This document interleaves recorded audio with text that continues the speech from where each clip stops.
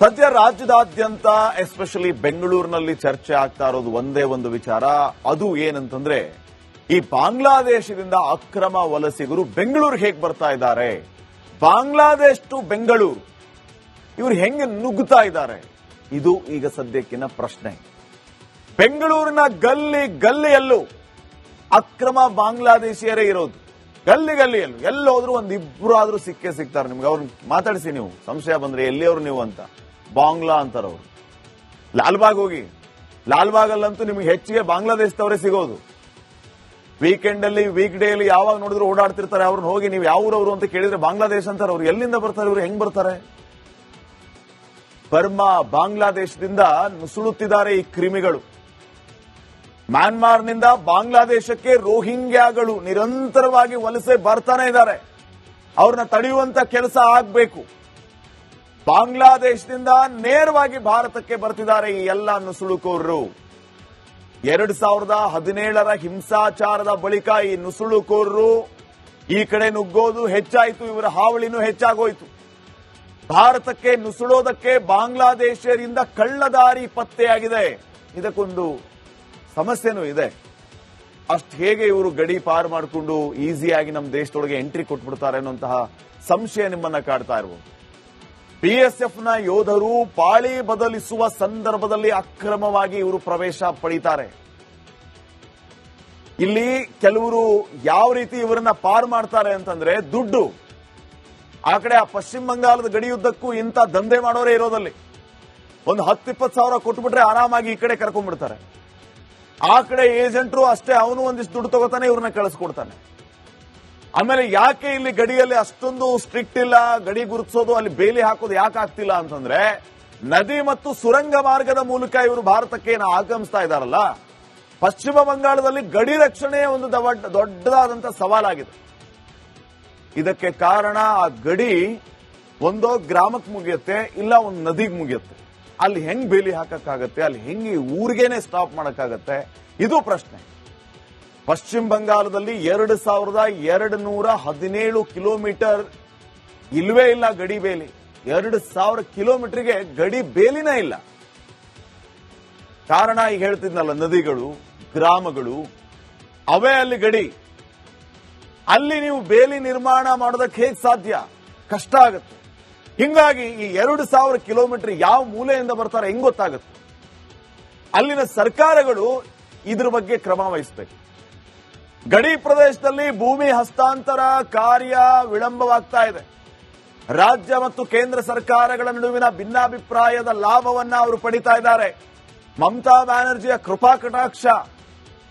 ಮಮತಾ ಬ್ಯಾನರ್ಜಿ ಈ ವಿಚಾರವಾಗಿ ಗಂಭೀರತೆಯೇ ಇಲ್ಲ. ವೋಟ್ ಬ್ಯಾಂಕ್, ಎಷ್ಟು ಜನ ಬರ್ತೀರಿ ಬನ್ನಿ ಲೆಕ್ಕ ಕೊಡಿ, 30 ಜನ ಬರ್ತೀರಾ, ನೆಕ್ಸ್ಟ್ ಅಸೆಂಬ್ಲಿ ಎಲೆಕ್ಷನ್ ಅಲ್ಲಿ 30 ವೋಟ್ ಟಿಎಂಸಿಗೆ ಬರಬೇಕು. ಕೇಂದ್ರ ಸರ್ಕಾರ ಏನ್ ಸ್ಟ್ರಿಕ್ಟ್ ರೂಲ್ಸ್ ತಗೊಂಡ್ರೆ ಏನ್ ಬಂತು ಲಾಭ? ಇಲ್ಲಿ ಮಮತಾ ಬ್ಯಾನರ್ಜಿಯೇ ಸುಮ್ಮನೆ ಕೂತಿದ್ದಾರೆ ಮುಖ್ಯಮಂತ್ರಿ. ರಾಜ್ಯ ಸರ್ಕಾರ ಮತ್ತು ಕೇಂದ್ರ ಸರ್ಕಾರದ ನಡುವಿನ ಈ ಭಿನ್ನಾಭಿಪ್ರಾಯಗಳು, ದ್ವೇಷರಾಗಗಳನ್ನ ಆ ನುಸುಳುಕೋರರು ಲಾಭ ಮಾಡ್ಕೋತಾ ಇದ್ದಾರೆ. ಹಿಂಗಾಗಿ ಇಷ್ಟೆಲ್ಲ ಅಕ್ರಮ ನುಸುಳುಕೋರು ಬರ್ತಾನೆ ಇದ್ದಾರೆ. ಇವತ್ತು ಬೆಂಗಳೂರಿನಲ್ಲಿ ನಮ್ಮ ಸ್ಟಿಂಗ್ ಆಪರೇಷನ್ ಅಲ್ಲಿ ಒಬ್ಬ ಮಾತಾಡ್ತಾ ಇದ್ದ, ನಾನು ಪಶ್ಚಿಮ ಬಂಗಾಳದಿಂದ ಇಲ್ಲಿಗೆ ಬಂದೆ. ಪಶ್ಚಿಮ ಬಂಗಾಳಕ್ಕೆ ಹೆಂಗ್ ಬಂದೆ ಅಪ್ಪ ನೀನು ಅಂದ್ರೆ, ನಾನು ಬಾಂಗ್ಲಾದೇಶದಿಂದ ಬಂದೆ ಅಂತ ಹೇಳ್ತಾನಾತ. ಹೇಗ್ ಸಾಧ್ಯ ಇವೆಲ್ಲ?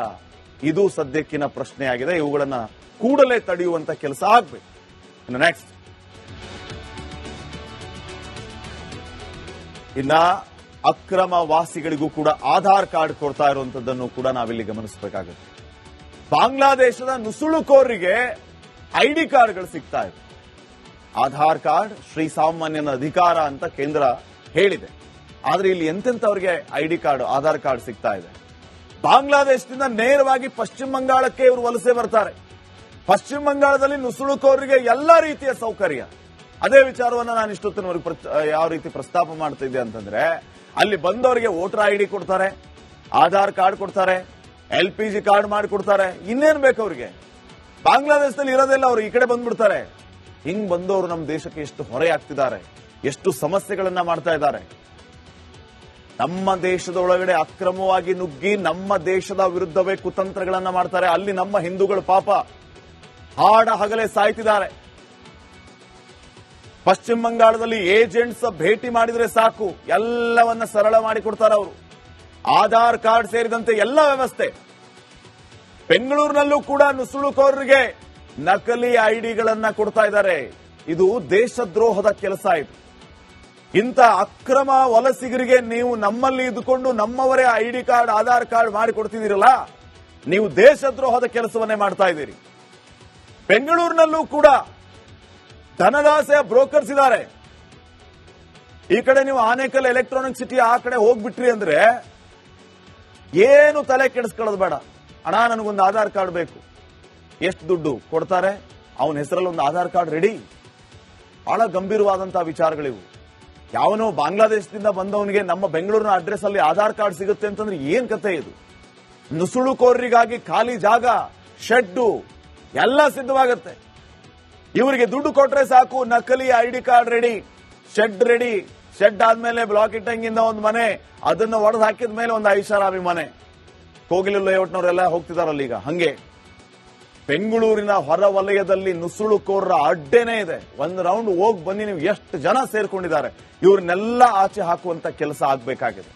ಈಗ ಆರಂಭ ಆಗಿದೆ. ನಿಮ್ಮ ರಿಪಬ್ಲಿಕ್ ಕನ್ನಡ ಈ ರೀತಿ ಅಕ್ರಮವಾಗಿ ಯಾರು ನುಸುಳಿದ್ದಾರೆ, ವಲಸಿಗರಿದ್ದಾರೆ, ಇಂಥವರ ವಿರುದ್ಧ ಸಮರ ಸಾರುವಂತ ಕೆಲಸವನ್ನ ಮಾಡಿದೆ. ಪೊಲೀಸರನ್ನ ಎಚ್ಚರಿಸುವ ಕೆಲಸವನ್ನ ನಾವು ಮಾಡಿದ್ದೀವಿ. ನಮ್ಮ ಸ್ಟಿಂಗ್ ಆಪರೇಷನ್ ನ ಫಲಶ್ರುತಿ ಅನ್ನುವಂತೆ ನಾವು ಎಲ್ಲೆಲ್ಲಿ ಹೋಗಿ ಕಾರ್ಯಾಚರಣೆಯನ್ನ ನಡೆಸಿದ್ದೀವಿ, ಅಲ್ಲಲ್ಲಿ ಹೋಗಿ ಪೊಲೀಸರು ಈಗ ಒಬ್ಬೊಬ್ಬರನ್ನೇ ಒದ್ದು ಗಾಡಿ ಹತ್ತಿಸ್ತಾ ಇದ್ದಾರೆ. ಇದು ರಿಪಬ್ಲಿಕ್ ಕನ್ನಡದ ಬಿಗ್ ಇಂಪ್ಯಾಕ್ಟ್. ಇದು ಇಲ್ಲಿಗೆ ನಿಲ್ಲೋದಿಲ್ಲ, ಇನ್ನೂ ಮುಂದುವರಿಯುತ್ತೆ. ಪೊಲೀಸರು ನಾವು ಎಲ್ಲೆಲ್ಲಿ ತೋರಿಸ್ತೀವಿ ಅಲ್ಲಲ್ಲಿ ಗಾಡಿ ತಗೊಂಡೋಗಿ ಹತ್ತಿಸ್ಕೊಂಡು ಬರ್ತಾ ಇದೆ. ನೆಕ್ಸ್ಟ್,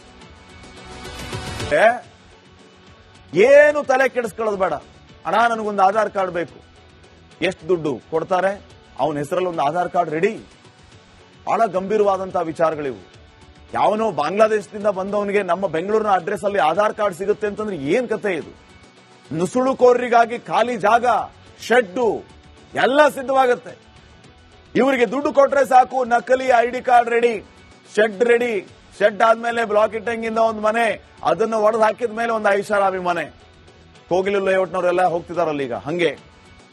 ಬೆಂಗಳೂರಿನ ಹೊರ ವಲಯದಲ್ಲಿ ನುಸುಳುಕೋರರ ಅಡ್ಡೆನೇ ಇದೆ. ಒಂದು ರೌಂಡ್ ಹೋಗಿ ಬನ್ನಿ, ನೀವು ಎಷ್ಟು ಜನ ಸೇರ್ಕೊಂಡಿದ್ದಾರೆ. ಇವ್ರನ್ನೆಲ್ಲ ಆಚೆ ಹಾಕುವಂತ ಕೆಲಸ ಆಗ್ಬೇಕಾಗಿದೆ. ಈಗ ಆರಂಭ ಆಗಿದೆ. ನಿಮ್ಮ ರಿಪಬ್ಲಿಕ್ ಕನ್ನಡ ಈ ರೀತಿ ಅಕ್ರಮವಾಗಿ ಯಾರು ನುಸುಳಿದ್ದಾರೆ, ವಲಸಿಗರಿದ್ದಾರೆ, ಇಂಥವರ ವಿರುದ್ಧ ಸಮರ ಸಾರುವಂತ ಕೆಲಸವನ್ನ ಮಾಡಿದೆ. ಪೊಲೀಸರನ್ನ ಎಚ್ಚರಿಸುವ ಕೆಲಸವನ್ನ ನಾವು ಮಾಡಿದ್ದೀವಿ. ನಮ್ಮ ಸ್ಟಿಂಗ್ ಆಪರೇಷನ್ ನ ಫಲಶ್ರುತಿ ಅನ್ನುವಂತೆ ನಾವು ಎಲ್ಲೆಲ್ಲಿ ಹೋಗಿ ಕಾರ್ಯಾಚರಣೆಯನ್ನ ನಡೆಸಿದ್ದೀವಿ, ಅಲ್ಲಲ್ಲಿ ಹೋಗಿ ಪೊಲೀಸರು ಈಗ ಒಬ್ಬೊಬ್ಬರನ್ನೇ ಒದ್ದು ಗಾಡಿ ಹತ್ತಿಸ್ತಾ ಇದ್ದಾರೆ. ಇದು ರಿಪಬ್ಲಿಕ್ ಕನ್ನಡದ ಬಿಗ್ ಇಂಪ್ಯಾಕ್ಟ್. ಇದು ಇಲ್ಲಿಗೆ ನಿಲ್ಲೋದಿಲ್ಲ, ಇನ್ನೂ ಮುಂದುವರಿಯುತ್ತೆ. ಪೊಲೀಸರು ನಾವು ಎಲ್ಲೆಲ್ಲಿ ತೋರಿಸ್ತೀವಿ ಅಲ್ಲಲ್ಲಿ ಗಾಡಿ ತಗೊಂಡೋಗಿ ಹತ್ತಿಸ್ಕೊಂಡು ಬರ್ತಾ ಇದೆ. ನೆಕ್ಸ್ಟ್,